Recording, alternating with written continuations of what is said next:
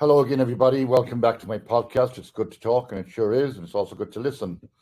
People know me because I do the podcast. It's good to talk, but I also wrote a book for Stoney McGurn, my good friend, born in 1941, and the book is the stories right up until a few years ago. There are lots of stories in the book, within the book, and lots of stories about police and police corruption, and that will be a topic today. My sponsors are Liffey Van Lines, a moving company here in New York City, and they've been around a long time. And you can't buy experience when it comes to moving. Let Liffey do the lifting. I always have interesting guests on. Today is no exception. My guest today is Terrance Lavin, and he wrote a book about his great-great-grandfather called A Copper and a Dust-Up.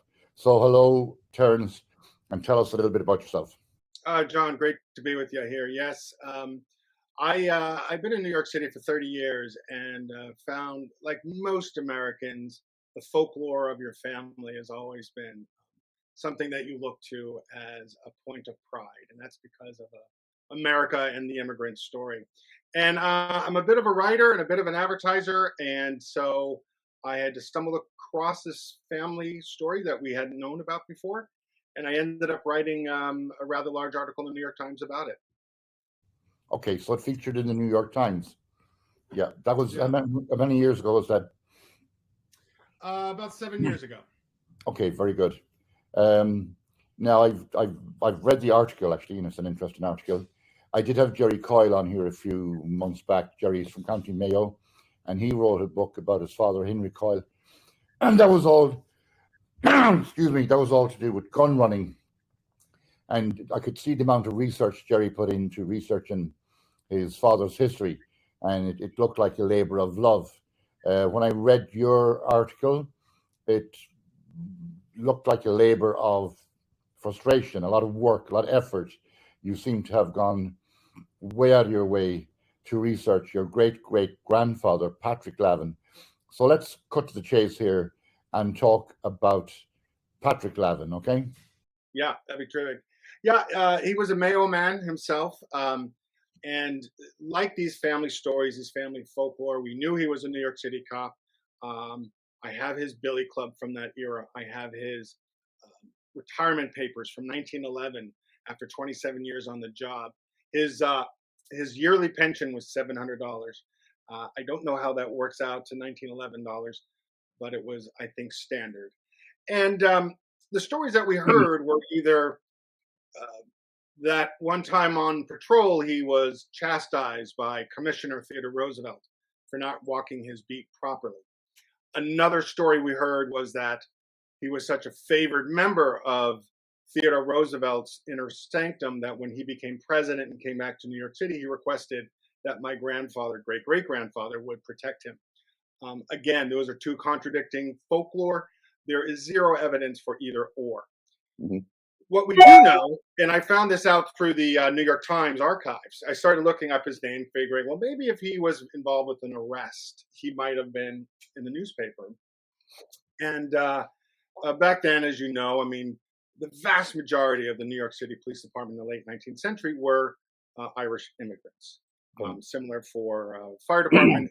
That was really tied in also to the political scene at the time. Right. There was a running joke. New recruits for the NYPD were fitted for the uniforms in Dublin. So it just shows you how important the Irish were to the police department.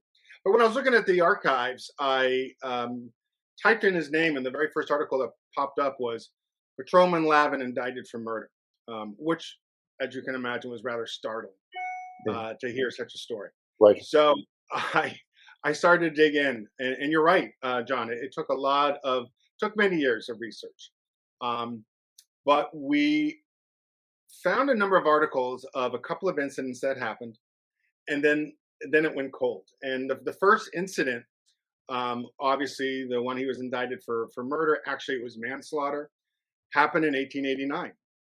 He and his partner, an Officer O'Banion, were patrolling the neighborhood where he was a cop. He was a cop on 20th Street, then called the 16th Precinct. I think it's called the 10th Precinct.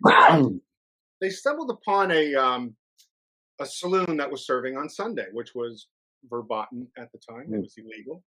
And they were in plain clothes, or what they called back then citizen's dress. The partner went in, ordered a beer, and then tried to initiate an arrest. A tremendous fight breaks out, and the doors were locked. My great-great-grandfather, Patrick Lavin, was in the hallway, tried to break down the door to get to his partner. The super, also a German immigrant, spoke no English, came downstairs with the club and attacked my great-great-grandfather, who then wrestled the club from him and beat him to death. It's a very horrific story. And like I said, the story kind of went cold, and I didn't know what else happened after that. And finally, I stumbled upon a small article saying that he posted bail, $1,000 bail, and his attorney was Howe and Hummel. And looking up the Howe and Hummel, they were notorious attorneys in the late 19th century. They represented all the gangsters, all the vaudevillians, all the prostitutes, and all the cops. Okay. In fact, of 25 cases, people up for murder, they were representing 23 of them. Okay. So there was also a book called Scoundrels in Law by Kate Murphy. And I contacted her about this Howe and Hummel attorney, this law firm. And then she directed me to where you could find indictments. If someone was indicted, they have the records down there at 30 Chambers Street. And I looked it up. And it truly was a treasure trove. It was 90 pages, the actual, it wasn't on microfilm. They just handed it over to me. And it was the witness statements, my grandfather's statement signed in his ink. It was startling to hold on to something like that. Sure.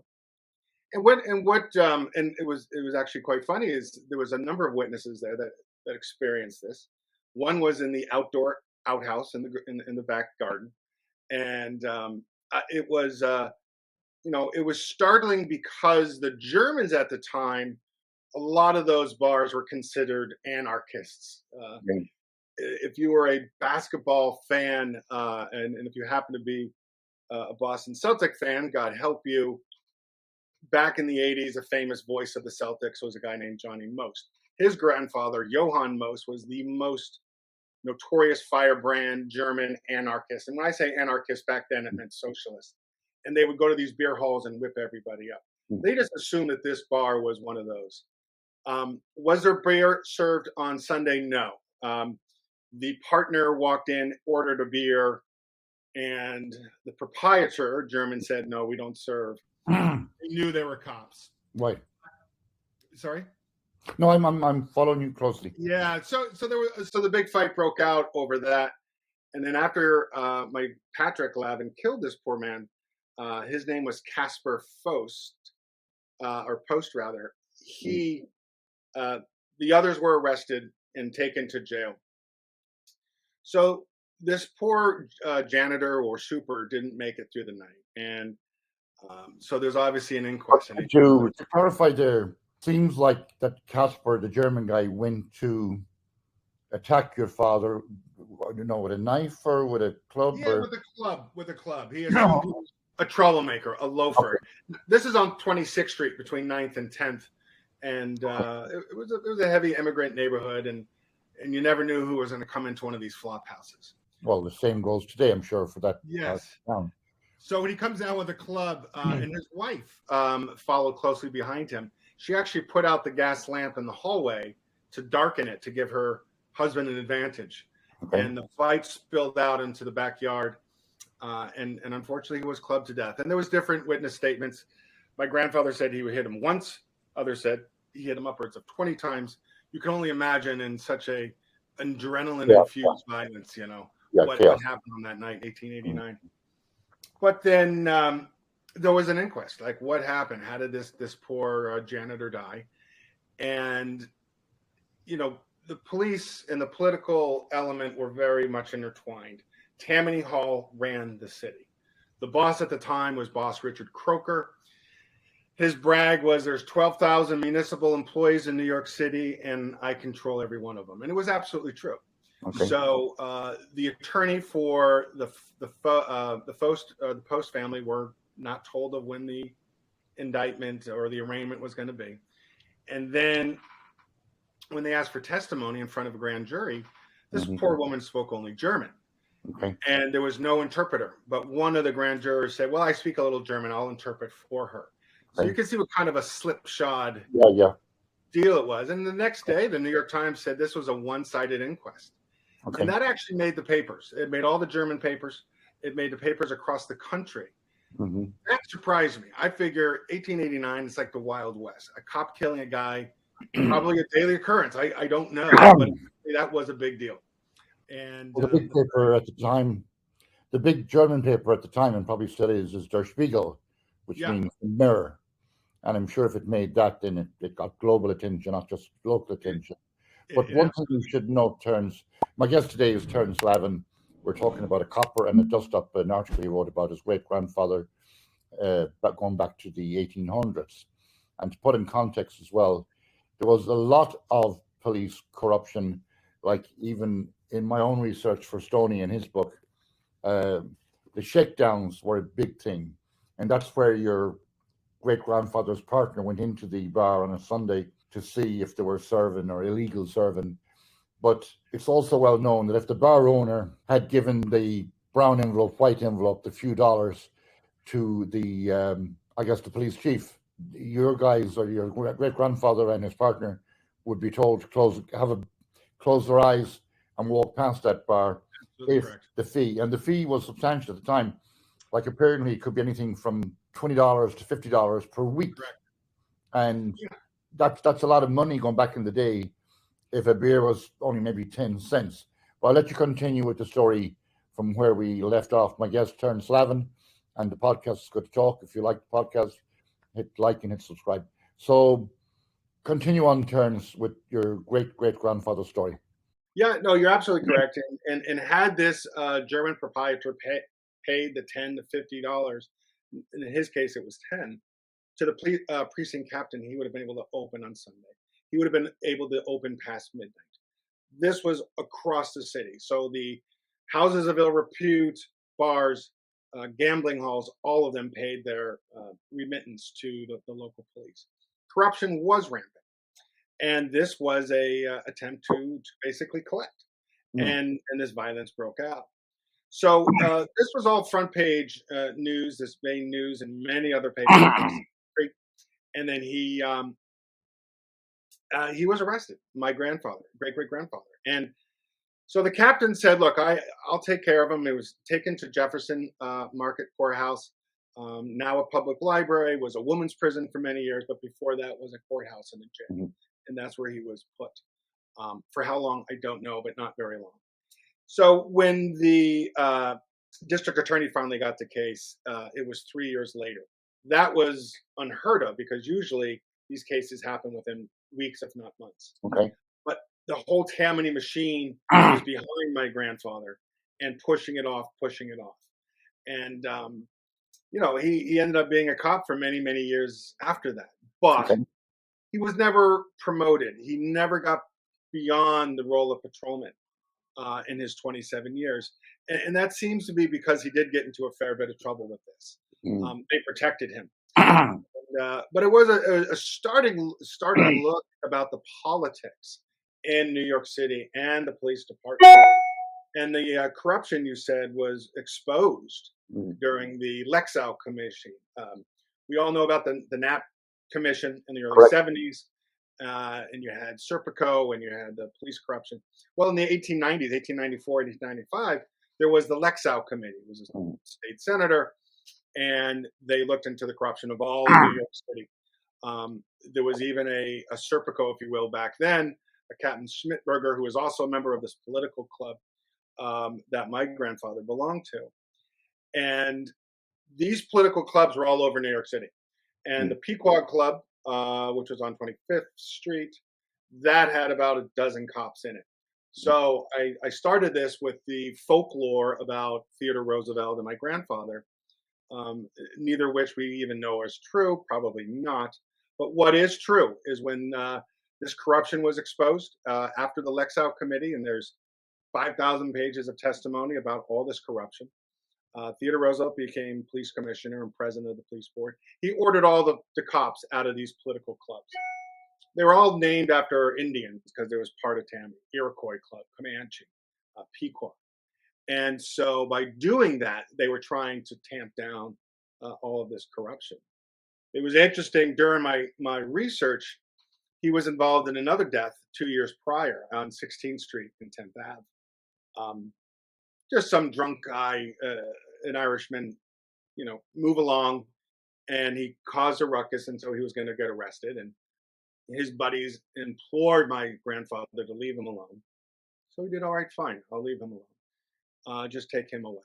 Well, this guy was so upset, he goes, I'm going to get him. Next day, he gets drunk. He runs up to my grandfather, who was talking to a stevedore at the time, plunges a knife into his chest. Obviously lived. And my grandfather pulled out his revolver, shot him 4 times, and clubbed him to death. While he was in the hospital, they asked this fella, Thomas Moore was his name, why did he stab this policeman? And he said, because it was fun. So that is the image of the craziness of New York City at the time, the violence, and it was very dangerous to be a cop. So 2 years later, when some super hits you in a club with a large club, it's not surprising that he reacted in the way that he did. Yeah, getting back to Stoney's book here, and that's how it all started. Like there's a lot of police stories in it, and a few things come up that you mentioned already, like the Knapp Commission. Popeye Doyle was a cop, somebody that would frisk you down, and while he frisked you down, he would put the drugs into your pocket and say, "Oh, look what I found." And then there was more stories of cops that found drugs on people, basic innocent stuff, marijuana, case may be. They would just steal it and use it for themselves and say, keep moving on. The Knapp Commission in itself, that was a huge step to try and correct the situation. There's another story in the book about a priest called Father Cook, who went on to be the cardinal of the New York Diocese, famous man. And at the time he was a priest, he had a lover, he had a boyfriend. And before we could text each other and say, I love you, you love me, kind of little love notes to each other, Father Cook and his boyfriend would write simple little notes with a pencil and paper, making sure they were in love with each other and so forth. The boyfriend of Father Cook had a roommate, and he tried to blackmail Father Cook's boyfriend to get drugs because he knew the guy worked in a pharmacy. And then that was exposed to the cops, the police. And they're having this conversation in the bar where Stoney worked, the La Salle bar. And they're talking out loud, loose lips sink ships. And they're using the expression, who would ever believe that Father Cook was a homosexual, Mm-hmm. But nowadays, no big deal, if somebody has a boyfriend or a partner or a case may be. But Father Cook, I missed one point. When the word went up to the police commissioner at the time, he said, find the guy that's blackmailing the priest and murder him if you must, like just get rid of him completely. So that was the corruption back in the day, the shakedowns and the payouts. And Stoney's partner was also a policeman, and his first place to work was in Harlem, and he was with another cop, and they're driving along one evening, and they see a car kind of bouncing up and down, and it's just a guy who picked up a prostitute, and they're making out in the car. It turns out the guy was a married guy. He didn't want any hassle with the police, so when the policeman knocked on the window and said, "What are you doing here?"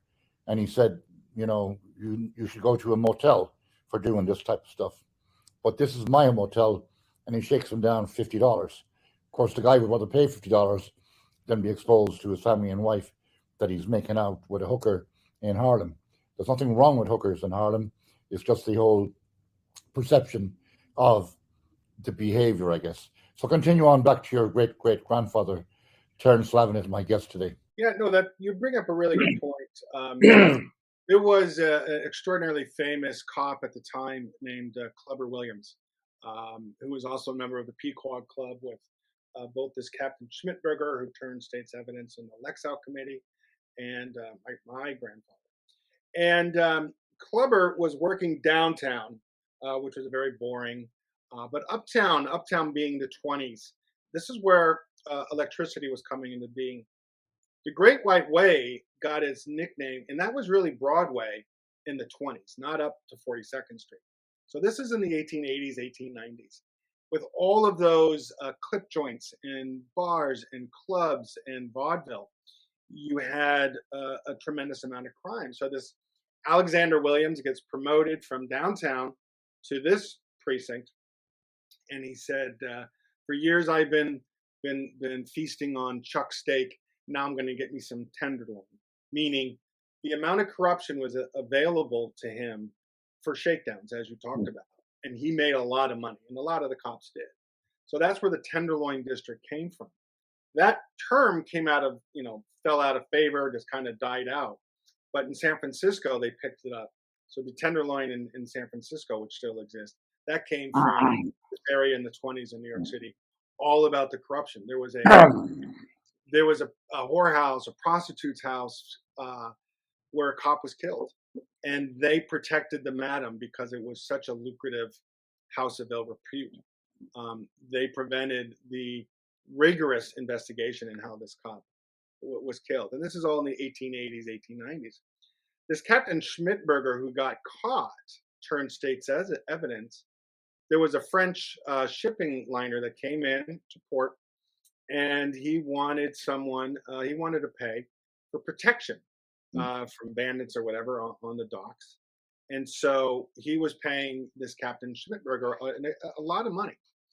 Well, Captain Schmidberger did not share it with the other two cops on the beat, and that was a no-no. Because he wouldn't share his remittance, those cops ratted him out.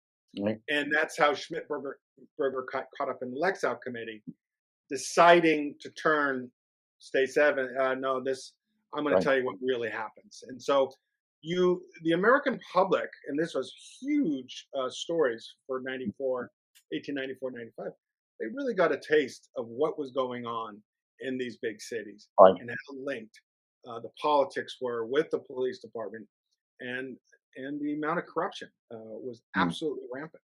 So I don't know if my grandfather was crooked or not. I do know that in one of the testimonies behind Jefferson Marketplace, this is before he was arrested, another saloon owner offered him $5 when, again, the rate was $10 for Captain Grant at the time. And my grandfather refused, said somebody else will collect that. He wouldn't take the money. But still, he was a member of this political club, the Pequod Club. So you're doing the bidding of these policemen. John Sheehan, who ran Pequod Club, was a police commissioner. So he was a policeman. I'm sure his descendant, Michael Sheehan, who was a cop, is probably a descendant of his. I'm making that assumption. And Sheehan was from Buffalo, and he was the city controller, and he absconded with funds. He was kind of run out of town in a way by Grover Cleveland, who is the mayor of Buffalo. And Sheehan was an interesting character. He only had one leg. He lost it as a child, but people assumed he lost it in the Civil War. Okay. And he never disabused people of that notion. So he was all about self-promoting. And when Queens was getting all the plumbing and the sewage lines, and it was building up in the late 1800s, Sheehan knew about all those contracts, and he started his own construction company to take advantage of those contracts. So that's like a little taste of how things were done back then. Well, my guest today is Terrance Lavin. We're talking about his story, A Copper and a Dust-Up, his great-great-grandfather, Patrick Lavin, who came from Mayo in Ireland back in the day. But you have to realize that the famine was the Great Famine in Ireland was in 1845. Before the famine, there was a population of over 8 million. And after the famine, we lost 4 million, probably over 1 million died of starvation, and the other 3 million dispersed to America, Australia, and indeed probably to England as well, our neighbours next door, who some might argue that they didn't help us in any way at the time. They just basically said, okay, let them starve, and there'll be less of us.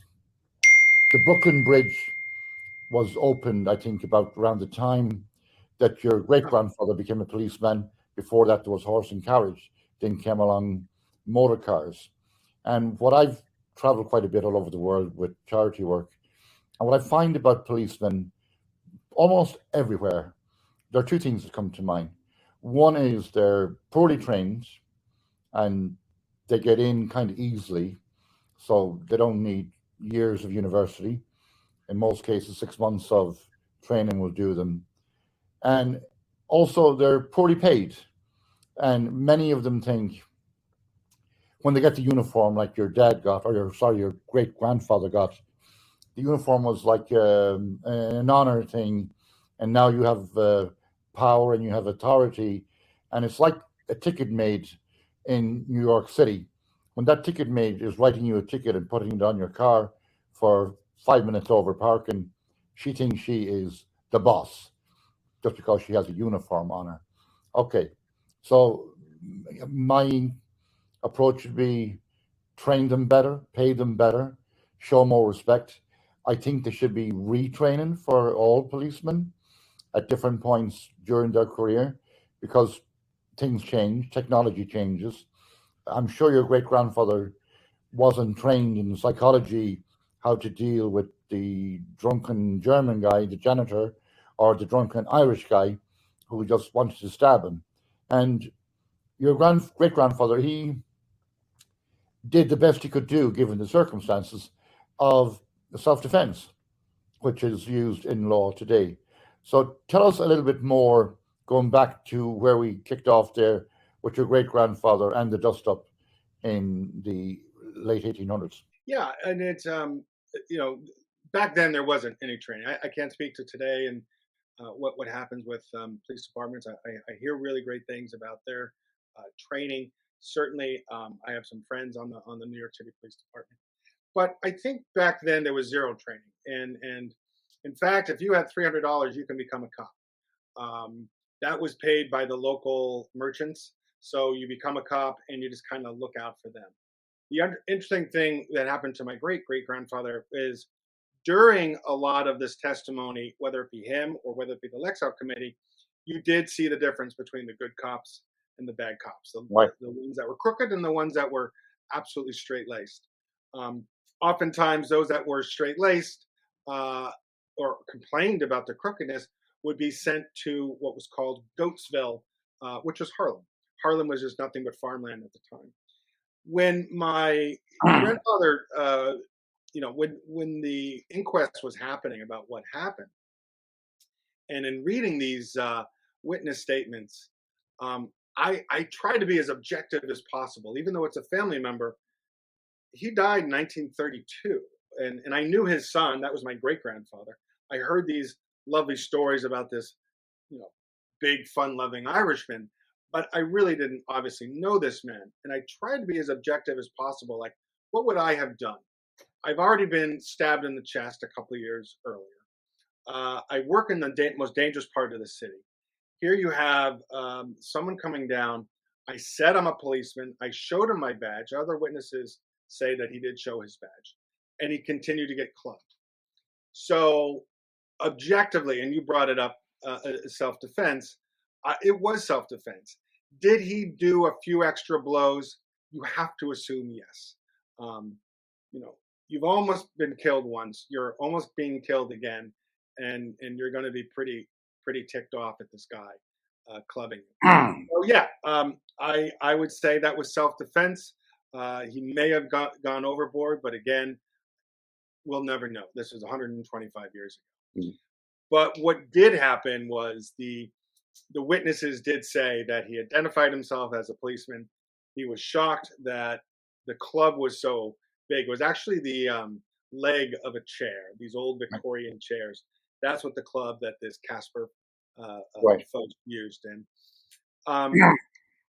very quickly, like I said, it got swept under the rug. Even after the New York Times said, "Wait a minute, this was a one-sided inquest. This is not right." And then it just goes away. And I was frustrated because I wanted to know what happened. And the district attorney just wrote, it was actually an assistant district attorney in 1893, just said, on the day of the trial, yeah, I interviewed 5 of the witnesses and I don't see a jury convicting him. And that was it. And dismissed. And it was so, and again, I am I am not, it's very hard for me to look about this poor woman who just lost her father. She has two small children, and wonder what's going to happen with her life. Mm. Interestingly, is her son was 1 year old at the time. He grew up to be a policeman Okay. on Long Island.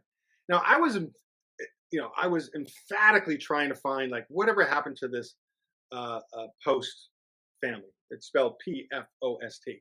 Mhm. Casper Post, very unique name. And Mm. in all the research that I did, I tried to find out what happened. And I did find That's an his. interesting turns. I found that part of your story very, very interesting because here we're talking about your great great grandfather. He basically did what he did in self defense. And indeed, where I grew up in Mayo and Denamoy, there was a battle there in 1922. Captain Healy, I think, was shot, no relation of mine. And when I got to New York, some locals on the Upper East Side put a nickname on me, Kill or Be Killed. Well, I would have done exactly what your great grandfather would have done to save myself, kill or be killed. I wouldn't let the bastard have me Mhm. first and I'm gone and then he's wandering around. Right. But your fascination or frustration maybe to find the son of the man that your great grandfather murdered. What motivated you to was it like did you feel guilt or something? Zero. And in fact, people ask that question a lot. I don't think I think it's impertinent to even apologize for our ancestors. It was just a different time, a different Yes. place. I was obsessed because I wanted to know what happened.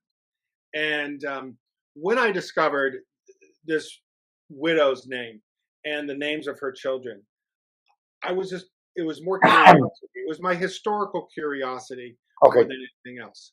Um, did they go back to Germany? Did they stay in New York? And I discovered that they stayed in New York. She never remarried, to the best of my knowledge. And I started looking at ancestral websites, and you can sort of follow along through the U.S. Census where these families go. And even with a unique name like Post, spelled that way, there was actually quite a few. So it took a bit of time before I found a family like the son. This might be him. I'm not sure. And there was a Joseph Dominic Post, and with a wife named Antoinetta and a husband named Casper. Clearly, he was German. She was probably Italian. The middle name Dominique was an Italian name. So I'm thinking it's a German Italian marriage. And you're doing a lot of these investigative pieces. By the time I got to the 1930s, there were a couple of young sons that were born to this family, Mhm. if it was the right family. And I just started to call around just to see in the neighborhood. And there was a family or a fella out on Long Island named Stephen Post. And I said, do you happen to have a grandfather named, or great grandfather rather, Joseph Dominic Post? And he said, you know what, I do, but I don't think his middle name is Dominic. I'm not really sure. I told him what I knew, and he had never heard this story. Mhm. And he went to the family gravesite, and lo and behold, it was Joseph Dominic Post. And so he realized, and I realized, this was certainly the family. And I was able to track down, and now I'm talking to the great great grandson of the man that my great great grandfather killed. Um, I took him to the spot where it happened. He's a volunteer fireman out on Long Island and a photographer for Newsday. And so the New York Times sent a photographer with us. I had reached out to them about this story, and they loved it and they wanted to print it. And they printed it in 2014, I think it was. And it was a rather big piece on the cover of their Metropolitan section in the Sunday Times. But I I, taken I read Steve. the article and for my guest today is Terrance Lavin. And for the benefit of my listeners, they can Google a copper Yeah, and dust up and they will find a photograph there of yourself and the young German guy. yeah. That's what kind of fascinated me as to all the effort you went to find this young man. And what did you say to him? Do you say, I'm sorry, my great grandfather killed your great grandfather? That is the number one question, and I purposefully did not. what I really respected about Stephen was he was the family historian. He was fascinated by this. Um, I mean, I've discovered second cousins that just had absolutely no interest in pursuing any sort of line of dialogue about historical genealogical line. This guy doesn't know me, and I just told him a very tragic story, and he was fascinated. So when I took him to that spot where it happened, it was poignant. And he said, "Look, can I have a moment?" And I gave him a moment by himself as he stood on the exact same spot. The reason I know it was the same spot is because right now it's a Chelsea Elliott housing project. Um, I had one of those measurement tools, and I have the old maps of where these tenements stood on 26th Street, and it shows the distance or the length of each of these apartments, and then from the curb, I was able to figure out exactly where this happened. Right here, this is the backyard of that apartment at 443 West 26th Street. This is where this horrible death happened. Stephen wanted a moment. I certainly respected that. Um, and I didn't ask again. I didn't apologize because it wasn't me. It's like it wasn't my fault. It wasn't my family's fault. This was a tragic New York City story, one of 8 million stories that happened 125 years ago. And I just wanted to give him the respect of knowing this happened to his family and knowing about my family. And he was an absolutely lovely guy. I did, John, of course, I did offer to buy him a pint after our talk. And he said he didn't drink, but he was a lovely guy. Hopefully it wasn't a Sunday, Yes. But it was, I think that was the element of the story. You have something that's very common, Right. very stereotypical, Irish cop, Right. violence, corruption. But then you have something new, such as two families sort of coming together that Well, the story is interesting without a doubt, and it brings up a lot of history about Germans and Irish and all that. But I think the crux of the story is situations like this are happening every day, every week, and there's lots of situations like people like yourself who feel remorse for something happens, and especially when it comes to like, was it the right thing or was it the wrong thing, or who makes that judgment, But I must commend you a lot for having the time, the courage to put into the story and do the research, just like I said to Jerry Coyle, to put all the effort in. I think it's worthy of greatness in itself, and I hope my listeners see the two sides of it when there's basically only one side. Like, what would I do? I would have done exactly what your great grandfather would have done, and I would have made sure he was dead, to say the least. So that's kind of where I'm coming at. And then I guess there's the aspect of forgiveness is an important word, that where people say, I'm sorry, I wish it didn't happen. And I think these are words often used at the graveside, And as the song goes, don't give me lilies when I die. I'd rather get flowers when I'm alive. So have you anything else to add to the story? I know people can Google it. Yeah, it's called A Copper, a Dust Up in Death. And it's on the New York Times archives. A copper, a dust up happened back in the late 1800s, I guess, when cops were poorly paid, and he did get a pension of $700 a year. Correct. Which I guess was reasonably modest at the time, I would assume, given what price of things were. And he stayed an active member. He was part of the Police Benevolent Association until the age of 77. So he was very passionate about being a cop. Yeah, well, that's important to have pride in your work and pride in your job. If I'm ever looking for one of those police benevolent cards, I'll be reaching out to you. I will. So I think we'll end our story, and It's Good to Talk is the name of the podcast. If my listeners like the podcast, please subscribe and hit the like button